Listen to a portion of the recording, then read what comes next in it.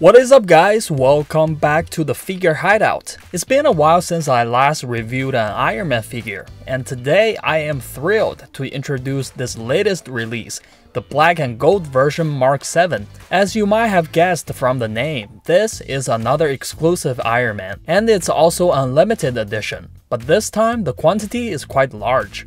There are 2,500 pieces worldwide, with 998 available in mainland China and 500 in Hong Kong. The price is $400 on Sideshow. Now, whenever we hear about a limited edition Iron Man, many people might think, isn't it just in a different color? And yes, this time the only new thing about this Mark VII is the color. But let me tell you this, the electroplated black and gold finish is absolutely stunning.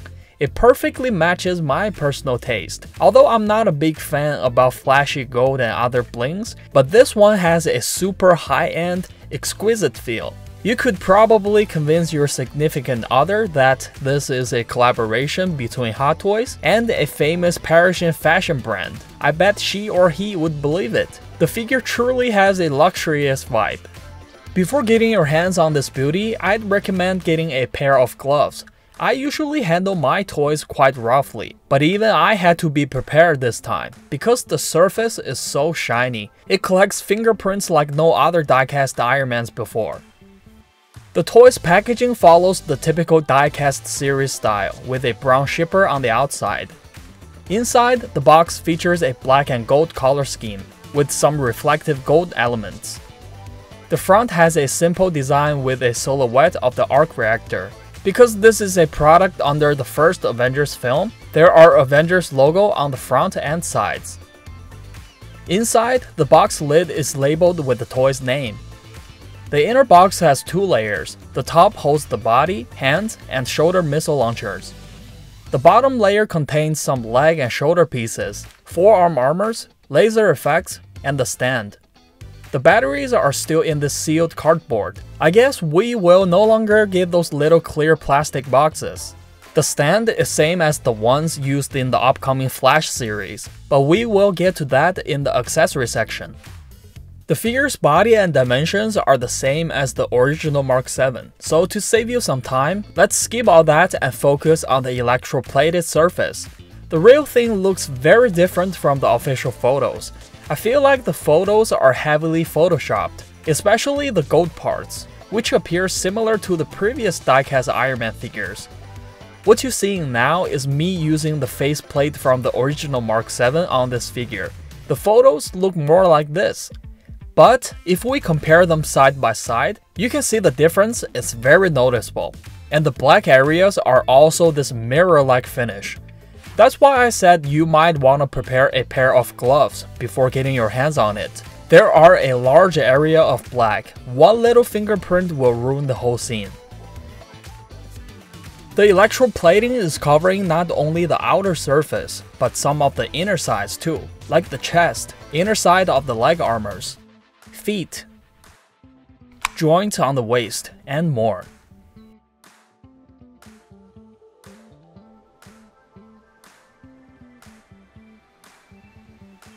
Even the mask interior have this shiny finish.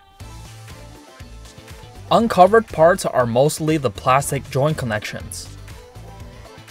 The figure also features a third color, which is this matte space gray. On small-sized armors, like the knees, ribs, arm missiles, and caps for the leg structures are used with this color. It is not very obvious, but definitely adds some extra details to the overall design. The electroplating quality is impressive, with the high gloss and smooth surface, providing super clear reflections. This kind of metallic paint on large, flat surfaces is usually fine, but small details can get messy if the paint is too thick. About this figure, I think it has done a pretty good job. As you can see, details like the edges of the eye openings on the mask are very neat. And actually, I think the black areas have even better quality than the gold areas. Let's use the shoulder and leg armors as examples. You can see the tiny missiles are still pretty sharp in terms of details and shapes. And same thing for the small patterns on the cheek.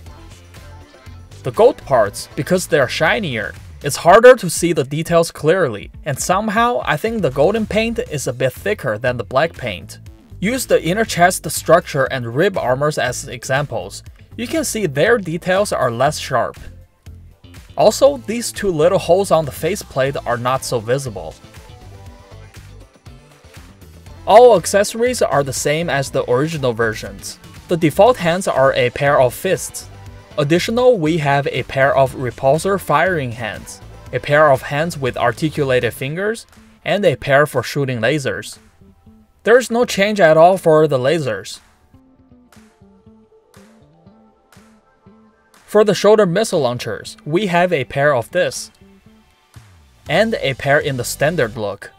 Forearm armors, we have this pair firing missiles, and these missiles can be replaced with the default ones. Leg armors, we also have one pair in missile launching style, and a pair in the standard look. The figure's articulation remains unchanged as well, with the shoulder joints that can be pulled out, ball-jointed shoulder armors, and armors and flares on the waist. But one good thing is that Hot Toys has fixed the issue where these parts could easily fall off. The battery compartments and switches are in the usual spots: head, back, and upper arms.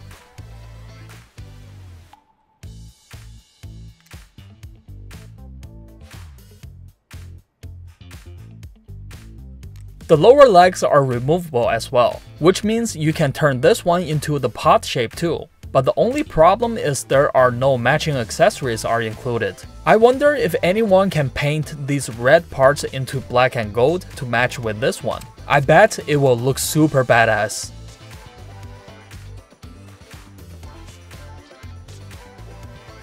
There isn't much to say about the articulation, since it is exactly same as the original version. However, one thing that I want to emphasize is the surface protection. The electroplated finish is much more vulnerable than standard paint. Therefore, if you can avoid it, try not to bend and pose the figure too extremely. I mean, it already looks super cool in just a simple standing pose. Finally, let's take a closer look at the stand. As mentioned earlier, this stand is the same as the ones used in the Flash series, featuring a brand new design. Apart from the color difference, this one has an Iron Man arc reactor pattern on the top surface. The Flash series have each hero's logo on top. The design of this stand is very cool. I would say this design fits most of the superhero figures. The top and sides have a lot of mechanical details. And this new shape of the nameplate on the front looks quite elegant too. The Mark VII's color scheme might seem a bit plain on this, but the Flash series have more color and much better feels. The stand is pretty light in weight, and inside is empty. Although it's larger than these regular shaped stands, but it is not any heavier. The stand has a light up function. You need to prepare a C-type cable yourself. The light color on this one is white. For the Flash series, you can see the light colors match with each hero's theme color.